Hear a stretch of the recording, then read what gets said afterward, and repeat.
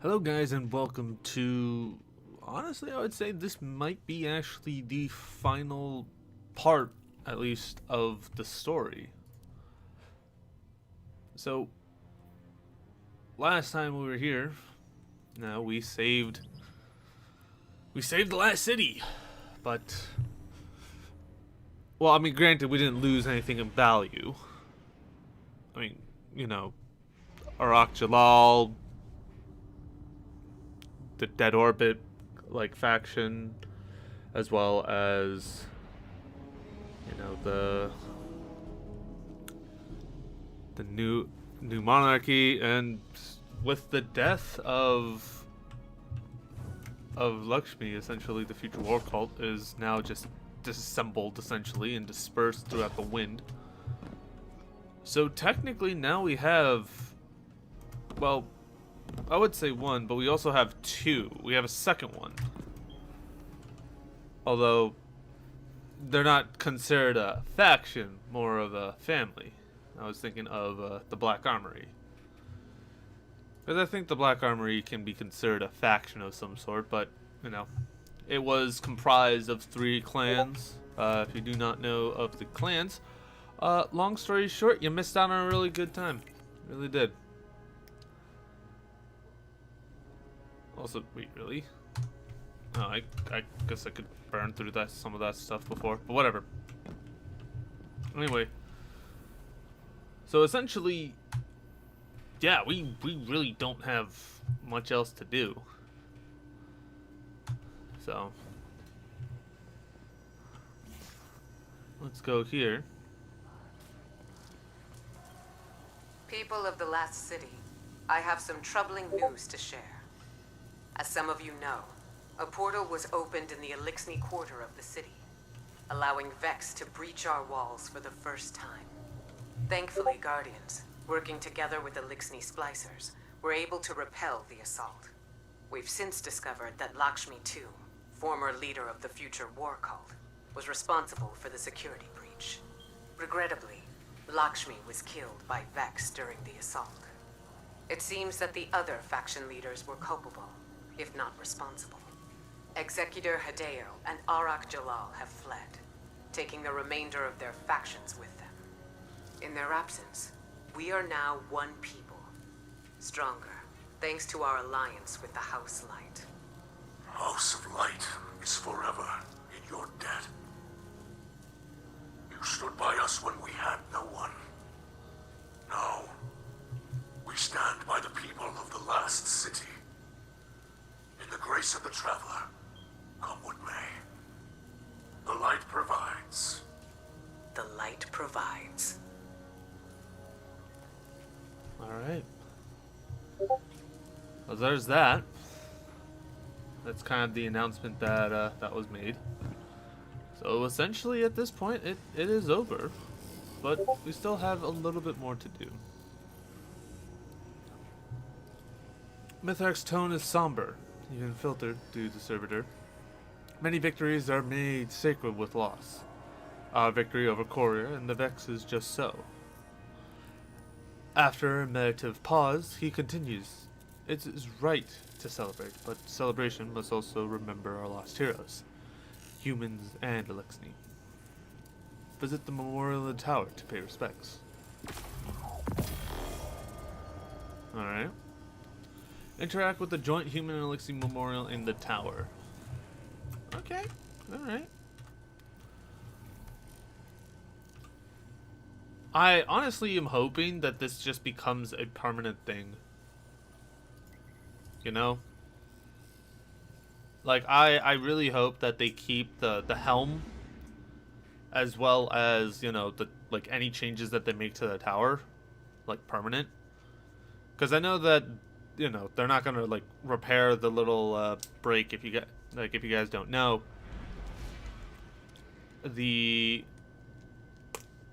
during one of Season of the Worthy, which didn't have really much to do with, actually did make some changes to the tower, a little bit, but still changes.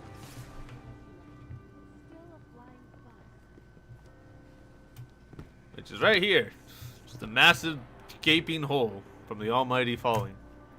Did you watch the Crucible last night? Anyway. It's weird. It really is. This day is marked by glory and sadness. Today our kin, Eliksni and human, went together into the House of Silence. There, they are united in the light. Our house believes that light flows through all. Through the great machine. And through you, Guardian. Though we will see the Silent never again, we will carry them with us, always. The light provides. And the light shall provide. Well, that's that. It's nice. I do like this memorial. Hopefully, again, I honestly will hope to see the flag, you know, here in the area. It would be nice, actually. Checking now. That would get like the flags from each of the locations that we've assisted. I think that'd be cool. I think that would be great. But anyway, it's likely after this, what's gonna happen is we're gonna be switching over to I'm gonna give my bit of a review of the season and kind of just what I thought of how the season went. So I waited until the weekend to give my review as the end of the season was right around the corner. So at this point there won't be anything showing up on the screen, so you can put this on the side tab just to hear me. So overall the season was good, but redundant. I'll start on the seasonal stuff before getting to the other aspects that were added, like the raid. The season of the Splicer, lore-wise, is good. The main story was cool, the basis of the Vex being led by Korea, who is being controlled by Savathun, to create a simulation over the last city was an insane idea which I really liked. Kinda reflected the same method of the Last Wish that Riven caused when we killed the Kara. Shocker. Same way, by the same person. I mean, hey, if it works, why fix it? Well, us teaming up with Variks to work together and end the simulation is a nice way to bring him back into the fold of the storyline once again. We went through each of the expanded areas, which I enjoyed the look of, by the way, and killed Korea to bring the end of the simulation. Now, this storyline also brings in Lakshmi and her ordeal into the fray as well. The deal with Variks was to have House Light stay within the last city in turn for his assistance in taking down the simulation. Now, the thought of the Fallen within the last city stirs issues within the last city itself, with Lakshmi being the megaphone of it all. We see Lakshmi leading an opposing force of the Vanguard that leads into the ultimate attempt to remove House Light and essentially initiate a sort of coup d'etat of the Vanguard. Now, it does fail, and we do save House Light and prevent the Vex from coming into the last city. Now, after that, we have Lakshmi, who has died at the beginning of the invasion, and then right after that, after we took control, Jalal, as well as for some reason I can't think of the other guy's name. I think it was like Hero or something. They both leave along with their faction. The future war cult is gone, and essentially just leaves the Vanguard as the remaining faction, uncontested, at least for right now. Now, it does kind of suck that the factions are gone, but let's be real, they really had not been any factor in anything outside of weapons and then faction rallies, which, well, is at this point just a figment of our imagination from the past. So really, in the end, there really wasn't much loss when they left. Now, in the whole aspect of it, seeing Mithrax actually showing up once again since the Outbreak heist, it's great. Now, everything that we have done with him, like interacting with him throughout the season, also showed on how he interacts with other Guardians. He kind of doesn't see us as like, oh, that is a human who is an enemy, but he actually sees us as someone that can be of assistance because, now that he is part of House Light, he sees us as allies rather than enemies. Now, speaking of House Light itself, the way that they've interacted with us kind of gives us more of an insight of how the Elixni actually viewed us as Guardians, which does actually kind of show us that for us, we see the Guardians as heroes, especially Saint 14. But then when we look at the other way, we see that, Guardians are seen as monsters to the Elixni, especially Saint 14, which essentially you have that whole segment where essentially goes over how they actually saw Saint 14 as not a hero, but as a demon. And the change of perspective and the lore we get from the interactions from not only, the refugees, but also the residents interacting with the Elixni are very interesting. Now, all of this being performed in the background while the main story of the season is going on is actually benefiting the way, because it doesn't seem like, we're just focusing on one thing. We actually are showing the impact of the Elixni being within the last city. Now, before I actually move and kind of talk about the negative aspects of it, I did also want to just talk about the Vault of Glass. Now, speaking of the Vault of Glass, just in general, it's a wonderful raid. The way that they have brought the raid back from Destiny into Destiny 2 is really good, because the encounters are essentially kind of the same, but not exactly. They were able to bring it in and change each of the encounters. So instead of just thinking like, we just need to do the same thing as before, it's okay, I know what we need to do, but what is it exactly that we need to do? And when we were going through it through day one for both the regular contest and then Templo's Edge, it was a fun experience, and I think that was something really good. And I really hope that when we have more resurged, returning raids, this is something that's also brought in as well. And with that, it does bring in, again, it does show another aspect of it. Like, for example, if you were to go through like Leviathan, maybe you have to do all the challenges. That would be pretty cool. I wouldn't mind that. And the way that they had, all this stuff set up, like instead of having to shoot all the ones that you have to, shoot all the oracles in whatever order. No, in this case, you have to know the exact order or you're done. That I think was really nice. It did change it up, but it still kept the same basis of it.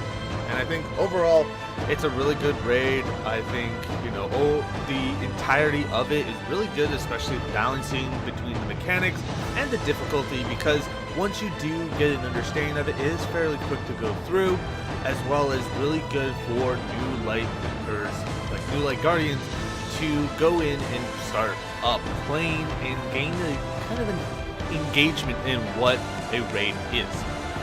Now, we can't really talk about the raid without the loot. In all, the loot in the raid is great. The Fatebringer, the one that I have is Godroll, and that's essentially the primary weapon that I use all the time. Only time that I change it with anything else is if I have to wear the Palindrome. And even then, it is very rarely that I would ever need to do that. The sniper rifle is great. Like, Praetor's Revenge is great. We got the scout rifle, the LMG, the shotgun. Like, honestly, every single weapon in there is really good. And the perks that they have and the archetype that they have is really set perfectly for it. Armor looks great. The other stuff within it, like the skins or the shaders, the ship, awesome. Challenges were kind of difficult, but still something to go through with. Now, overall, like I said before, that is definitely a really good way of introducing new players into the raid mechanics and understanding the raids to kind of, help them out, gain an understanding for what you would need to do if you were to go further through. Now that, we got all the praise out for the season and the raid, it's time to really go into the main things that I kind of wanted to hope that we would get actually some improvements on, and kind of the bad things about it. The first part is the activities themselves. Now, Override and Expunge are really fun missions to do and fun activities to do. Don't get me wrong for that. But when you have to do it over and over and over again, just to do like the story mission, it gets really, really boring very quickly. It's very repetitive. For the Expunge missions, it's nice that there is like a corrupted variety just so you can get like additional loot in it. But again, it's still that repetition that just kind of sucks the enjoyment out of it when you first done it the first time. Now, when we go into looking at the Korea fight, like the final fight for that, it was not that good in my opinion. It was one of those things where it could have been better because you have all these types of things going on, and when we go through the expunge missions, it's a very interesting situation. Like you're running through all this stuff, and then you're going through the fights. In the override, the final battles, again, you have these interesting fights going through. But when you go to Korea, you're just running through segments of each other expunged mission, and then the fight is just take 2 Minotaurs out, and then attack Korea, and that's it. Like that, I'm sorry, but no, I don't like that. It's very like, honestly, I was thinking maybe like what was it? I think the second week of the override boss actually had a more engaging like system, because you know, every single third, hey, you got teleported, you got to go through a different thing altogether, and then you know, go through it, take down the bosses, all that, and then you go through, and it was good. Granted, it lengthened the stuff up, but it's something else. It's some like other type of mechanic that you have to work into it to get back into the damage phase, and I think that's something that, you know, was not there, and I feel like because of that, it just kind of left it empty. It didn't feel like, oh, I'm fighting somebody huge, I'm fighting somebody who's like a huge pinnacle portion. I'm fighting another boss, another expunge boss, and I don't like that. I think they really need to bring it up to a point where, okay, I'm fighting someone huge, I'm fighting someone important in the story, not, oh, I'm just fighting another boss from another expunge mission. That just doesn't feel good to me. Now, I think the real main huge like issue of it is just the lack of content in general. Now, granted, the entirety of the season was stretched out, and as well as season 15 is stretched out as well, because they both need to accommodate the delay of Witch Queen. Now, when it comes to that, it's fine, but it's still the fact of, even if this wasn't stretched out, right? If it was something that like, okay, you could be able to do everything and all that, it still does not feel like a lot of stuff there. To give you an idea, it's about like, what, 10 missions, 10, 11 missions, and they can take you around like 5 hours to do. That's not a lot. Like granted, it's something where it's like, oh, this is like this whole long thing, but you can literally take it down in like a weekend, and then that's it. There really isn't much else to it, and you know, you're kind of left with, all right, now what? I guess I gotta go grind the weapons or grind the emerald engrams, you know, all that stuff. But even then, out of those like 5 to 6 hours, like if you're, you know, on the later end, it's still half of it's just doing like override, and the other half is expunged. Like, there really isn't much in terms of it. It's like you do an override and then an expunged, and then you go straight into the story segments, you know? That's it. There isn't really much else there. And I think that's something that kind of, you know, rubs me the wrong way. Now, is that a bad thing? My opinion, it depends on who you look at. Like, if you are someone like me who likes to play multiple different games and likes to enjoy different games at the same time, it's a good thing actually to think about it, because one, you know, you don't have to dedicate like 500 hours to it. It is something that you can do on your own time, even though it's, you know, within the season itself. But it's still the fact of, alright, you don't have to, you know, spend 5 hours a day working on this thing to go forward. It's just, alright, you got one mission, come back next week after you finish it, bing bang boom, and then you can do other stuff. Now, again, that's only if you play like a lot of games. The hardcore version of me, who is like who I also am, because again, I have dumped in 1,000 hours in at least within the last year or so. So it's a lot of stuff like that, you know, is just repetitive. And if I'm just going over it 1,000 hours over and over and over again with essentially the same thing with nothing else, like, this is the only thing that I can really be excited about. And the fact that there's not a lot of content there kind of just is, it's forcing me to go and look at other locations for that. And I think that's something that is fine. I mean, again, you do have the weapon grind, which does take some time. That's something like I'm fine with, but outside of that, there really isn't much else to do if you are someone who likes the story as well. Because again, essentially it is, you get one chunk of story per week, and that's it. From the lore book, and then from the story mission. That's all. And then you gotta wait for the next week. And then the next week. And it's just, again, it's that wait. It's not fun to have to be like, alright, now what's gonna happen next? Oh, guess I gotta go back later. Like, I get they're trying to do it like this whole, like, oh, it's a weekly episodic thing, but I don't think this is something that can really fit in here. And can be really fixed easily, because, again, I do understand that, it is the fact that it's just longer time span than anticipated for everything. But I still think it's the fact that, we need to actually have something to do that also gives us more of insight. And I think, again, this is also on top of a bunch of other things that has to do with kind of Destiny in general. But those, again, are completely different from what is anticipated, and a completely different topic altogether.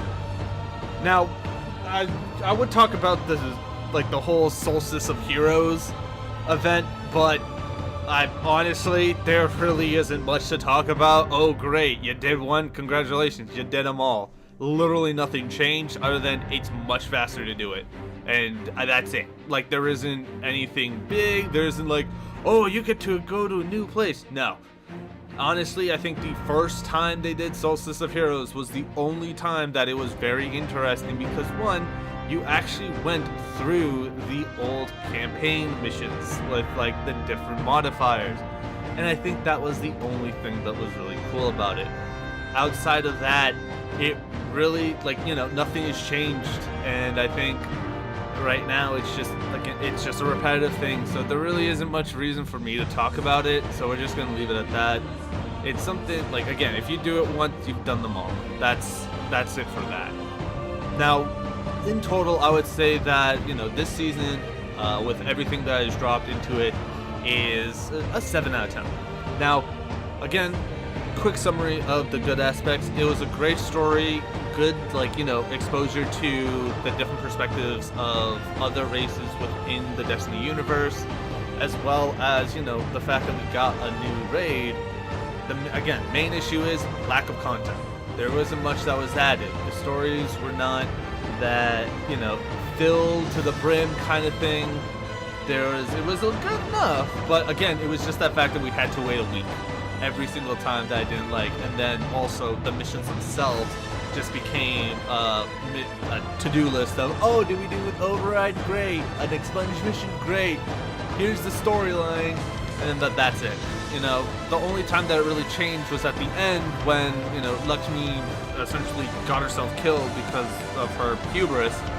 But that's it. That's essentially it. There was like a few things here and there that were interesting, but again, there wasn't much in regards to that, and it's just, again, like going through it over and over again, just, it sucks. It really does when you really look at it in the long term.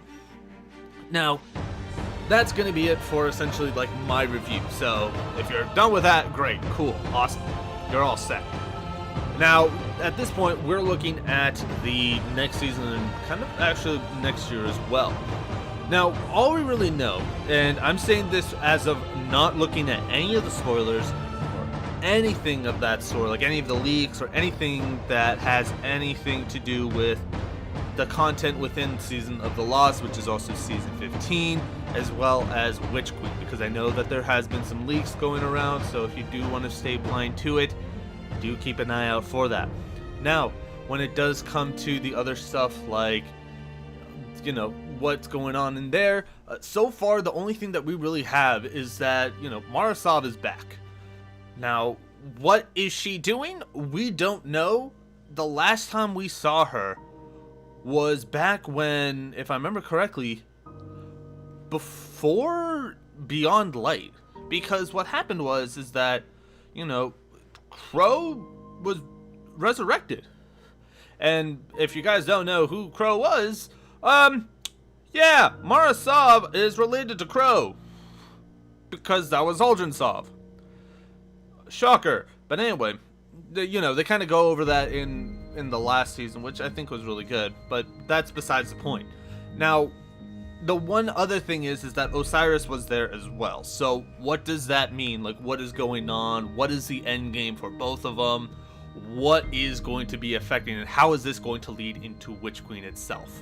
Now, there has been a lot of talks, and honestly, I'm kind of actually really interested in what you guys think, because right now, I'm still thinking that it's like Osiris is just disguised as Savathun, like a Savathun disguise.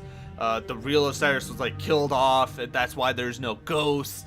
But again, what do you guys think?